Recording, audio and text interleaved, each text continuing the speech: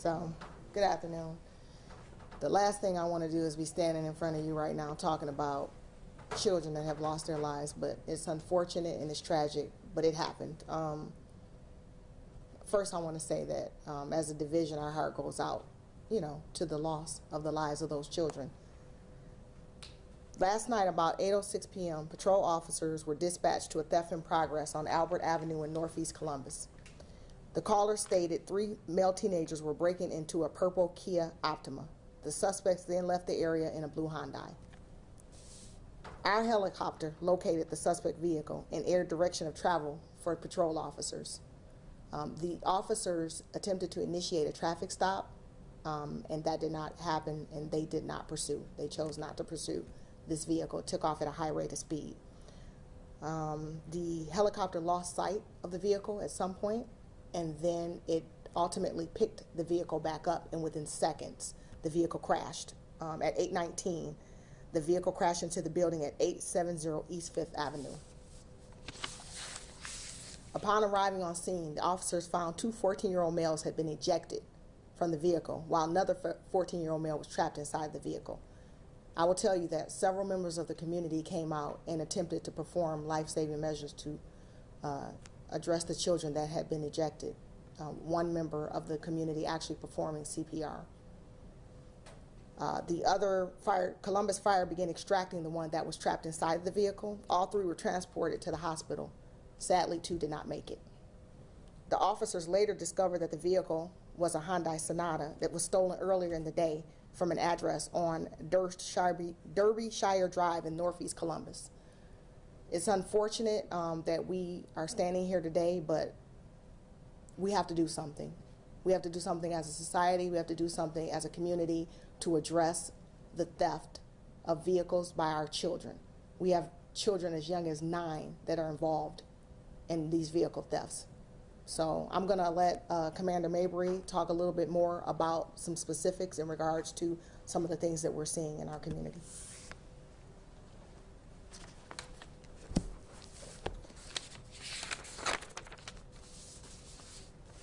Good afternoon. We've had an increase in stolen cars this year, and each of those are a number. Last night, I'm sitting at home watching a movie with my own children, who are the same age as these children here, doing what normal kids should be doing, curled up with their parents on the couch watching TV on a Sunday night. When I got several phone calls about these 3 young people in our community who have crashed, and 2 of them have died. 3 is the number I want you to pay attention to. I can talk about the nearly 6,000 cars stolen this year, but the 3 children have names, they have families, and 2 of them are dead. And one of them's life has changed forever. This is what we've been fighting for the last year and a half. This is why it's so important. We've been saying we want to save these kids, and here are 3 kids that we couldn't save 2 of them at all. It's disgusting as a parent, it's disgusting as a police officer, and it's not okay. And something's got to give and something's got to change. 40% of all of our cars stolen in this city are Kias and Hyundais. Why? Because kids want likes. They want affirmation through their friends online to say, look, I stole something, and I'm going to drive reckless, and I'm going to try to crash this thing, and it's a big game. It's not a game. It's not okay. And we're not okay with what's going on here. These kids, they've been through our system already. One just turned 13. All 3 have been in our system. We have one report that goes back as far as 2018. They're just kids, and they're already set up for failure. And these are 3 kids, 2 of them which don't have a future anymore. And one of them's going to have to live with the consequences of whatever comes next, whatever that is. So last night, like the chief said, these kids were breaking into a car. Our officers saw it. They disengaged. Our helicopter followed, and they watched this tragic accident. This scene is gruesome. These parents showed up to scene, several of them, with pictures of their child saying, is it my baby? Is it my baby? They were worried because there are parents in our community that worried that this is going to be their child next, and they were worried last night this was their child. And once they realized it wasn't their child, they were both relieved and then disgusted. Why isn't something being done about this? We have got to do something as a community about this. We have got to do something different. We at the Division of Police are going to continue to enforce the law. We're going to continue to keep after these kids. Why? Because we want to save the next one. We want to keep this from happening in the future.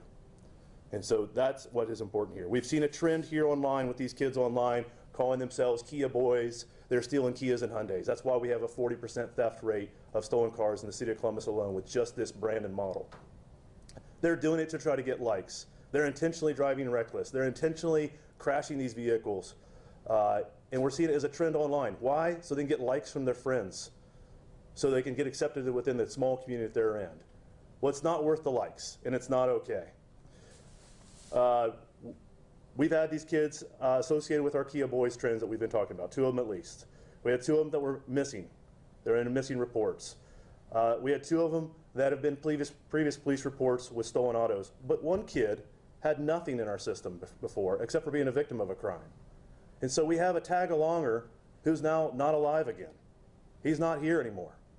And now we have to talk to their parents and say, hey, your child's not here because they joined this group of kids doing foolish things. And so with that, any questions you have? Commander, you've been talking about Game Over for a year and a half, the Kia Boys, since January of this year. What can CPD do to prevent another incident like this so you don't have to talk to more parents of kids in a stolen vehicle that's crashed that those kids have died? The biggest thing is we can't do this alone, right? There's only so many laws that we can enforce, and so we have to do this with everybody on board. That includes the community. That includes these parents. I call on these parents right now. If you are a parent of one of these childs, I want you to call us here at CPD. I want you to stop the officer in your neighborhood and say, I want to talk to Commander Mabry, because I want to talk to you, and I want to figure out what we can do together to solve this problem. And so that's one thing we're going to do. We're going to work with these parents. And we've already been working on a plan up to this point dealing with these Kia kids, particularly to deal with this and deal directly with the parents. So I implore you parents right now, if you have one of these kids and you know who you are, call us so we can come alongside you to solve this problem. And with that, we're going to bring every resource to the table that we have. And we're talking regularly about this issue and the resources we need to come to the table with. I'm going to tell you, none of us up here have all of the answers for this. We're hoping somebody from the community has an answer who can step up and help us out. We can't put the rain back in the cloud on this. We have 3 kids, 2 of them are dead. And I can't emphasize that enough. These are children. If you saw their faces, they're babies. And they're out here stealing cars and doing reckless behavior. These have long-term consequences. And I just want to add to that, when you ask what can CPD do, I just want to be clear. The officers are doing a phenomenal job. They are doing everything that we could possibly do to ensure that we're addressing the issue, directed patrols, getting the message out. But unfortunately, it's not just a CPD issue. We're talking a society. We're talking police, judicial system, parents, organizations. We all have to do our part to ensure that we're addressing this. When you see children as young as 9 involved in this type of behavior, this is not a CPD issue. It's way bigger than that. So we have to make sure that we're getting into the schools, make sure that we're getting these youth programs, make sure that we're targeting and addressing the children before they get to this point. So as a CPD organization, we're doing everything that we can from an enforcement standpoint, but it's much bigger than that. This isn't the first time that teens have been killed in situations like this. Back in March, a teenager was shot and killed near a stolen car. Just a few weeks ago, another teen was shot and killed in a stolen car. If they're not going to stop after seeing 2 kids shot and killed, what's it going to take? That's the question. What is it going to take? It's going to take us all coming together to try to figure it out. That is the point. Unfortunately, it's not just about the car thefts. Just like you said, we're seeing some of our victims, some of our suspects in these stolen vehicles becoming victims of homicide, victims of non-fatal shooting. So the crime just doesn't stop at car theft. It transcends across the border. So we have to address all of those issues and make sure that sometimes it's not about allowing our children to just get a slap on the wrist. Sometimes we have to address the problem and make sure that we are protecting them from themselves and doing things to put them in a place where they can't hurt themselves or hurt anyone else. So we're going to try to figure that out on our end, but we're going to need the help of everyone, the entire city. The city spent millions for anti-crime prevention programs targeted juveniles. Is it that these kids are just not interested in those programs? Are they just bored with those programs? What's it going to take to get them involved in these programs the city's paying all this money for? More involvement from all of us. We have to reach out and grab those children.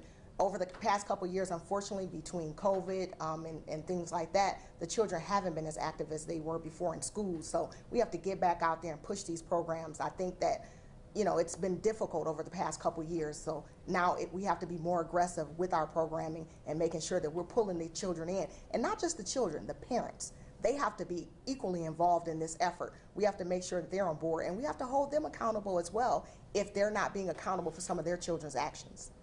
Commander, I've got to ask, just on a personal level, when you see something like this, as violent as it was, and you see the victims' names and you're familiar with them, where's your personal frustration level? At the whole situation, it's heartbreaking. I mean, anyone that's a parent, you're not human if you're not looking at this from a parent's perspective and go, this is an awful thing to deal with. These are children. I mean, these are babies. You know, listen, we've talked before about we have these kids who are stealing 2 and 3 cars a day or 8 and 10 cars a week. You know, these kids here, according to our records, we have 2 of them that maybe stolen 1 car before, and 1 had stolen nothing. He wasn't even on our radar. So they're seeing their friends getting all these likes online, and then they're going out and doing this reckless behavior. And in this incident, it's reckless behavior that has a long-term consequences. So it's absolutely heartbreaking. Where does it lie? I don't know. It's all of us. We've got to do something. I can tell you this, that we here at the division, we have, it's like a broken record. We are and will do something about this. But there's only so much we can do. And so we need everyone else's help at the table. We need our community members. We need these parents. We need everybody. We need the entire court system along with where they're going. We're working with everybody. We are going to work with anyone who will work with us to solve this problem. But we cannot do this all by ourselves. Herb, do these parents know where their kids are when these things happen? Does it depend on the situation? Do they think their kids are at a friend's house but they're out doing something else? Because there might be parents watching this wondering, how do you let your kid get into this kind of situation? You know, these kids, one of the #1 things we've said before, and I've talked to you even recently about this, these kids need structure. Most of our kids that we're dealing with have criminal histories within the family. They have they're fatherless homes. Their parents, they don't know where they are because they filed missing reports. We deal with these parents regularly. Our patrol officers have relationships with these parents, daily relationships. And they are dealing with parents who are at wit's end and are saying, please help me. I don't know what to do. And so we have parents who need help. And I know a lot of people get frustrated. A lot of people will comment on these stories and they'll say, well, where are the parents? What are they doing? If you're a single mom and you've got no resources and you're trying to work and put food on the table and keep track of your kids, it's a hard job. And so we have to have everybody step up and support these families right now. These families right here, listen, this is tragic. These kids their parents are victims of what's going on here. And so my heart breaks for these parents that they now have to bury a child. You know, we've talked about for years, we're filling up Woodlawn Cemetery, and everybody knows where that's at, up in the Linden area. There are too many young bodies in those graves, and that's not okay. And all of our hearts break for these parents. Is the department going to release the juveniles who died in the crash? Are they going to release the names and have the families been notified? At this point, we are not at this point. We're still doing investigations and trying to make sure that we are being respectful and making sure that we're dotting our I's and crossing our T's before we release any information. Chief, you mentioned something about you need to get to these kids in school. Or does that mean you're going to have a relationship again with Columbus City Schools this fall? Well, we've always had a relationship with them. As far as the actual school resource officers, that is a conversation that has to happen between obviously the school system and the Columbus Division of Police, as well as the mayor's office and the safety director's office. But we will continue to do programs. We have TAPS, Teens and Police, and we're looking at other programs to actually bring into the school system. So we do have a relationship with them. We just don't know to what extent that will be this fall. Are you going to have that conversation before the school begins about bringing the officers in? We've had conversations with them. Again, that's not a conversation that is just us alone. That is a conversation that has to be had across the board. Thank you. Oh, do you have an updated condition on the one juvenile that's in the hospital? He's stable, isn't he? He's stable. Stable? Yes. Can I get their ages confirmed? We heard a variation of the ages today. Can we confirm that the 3 ages? 2 14s and a 13-year-old, you said? You said 13. I have 14 on all 3. I think you made a You mistake. said 13. Okay. I thought it was 3 14-year-olds. Yeah, I just wanna 3 be clear. 14-year-olds. Thank Yes. you. You did say The 13.